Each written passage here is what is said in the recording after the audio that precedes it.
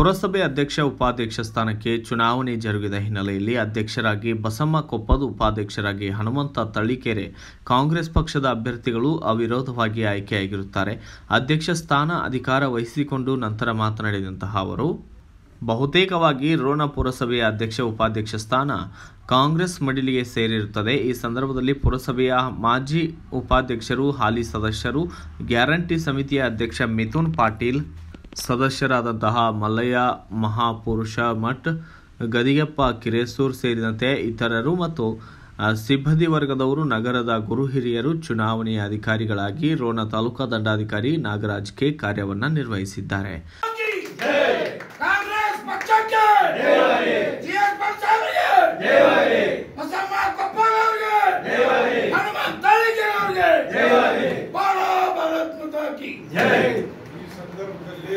ಉಪಾಧ್ಯಕ್ಷರಾಗಿ ವಿರೋಧವಾಗಿ ಎಲ್ಲರ ಪ್ರೀತಿಗೆ ಪಾತ್ರರಾದಂಥ ಹನುಮಂತಪ್ಪ ತಳ್ಳಿಕೆರೆ ಅವರನ್ನು ಸದಾ ನಾವು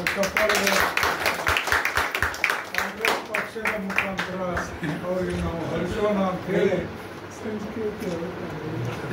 ಇವರ ಅಧಿಕಾರ ಅವಧಿಯಲ್ಲಿ ಕಾಂಗ್ರೆಸ್ ಪಕ್ಷ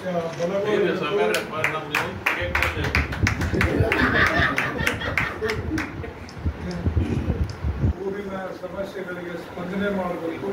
ಸುಂದರವಾದ ರೋಣ ಪಟ್ಟಣವನ್ನು ಪ್ರಯತ್ನ ಮಾಡಬೇಕಂತ ಕಾಂಗ್ರೆಸ್ ಪಕ್ಷದ ವತಿಯಿಂದ ವಿನಂತಿ ಮಾಡಿಕೊಂಡು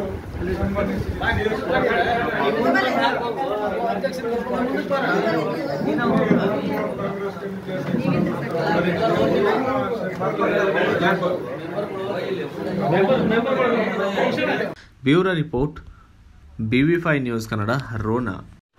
Thanks for watching Read, Discuss and Debate with editor Dr. Yan Prashant Rao. Wanted reporters in print, digital and visual media for Bharat Vaibhav Daily Newspaper, BV News 5 Channel and BV Fast Web News from all the talukas of Karnataka, Goa and Maharashtra. If interested, send your resume to 9019229369.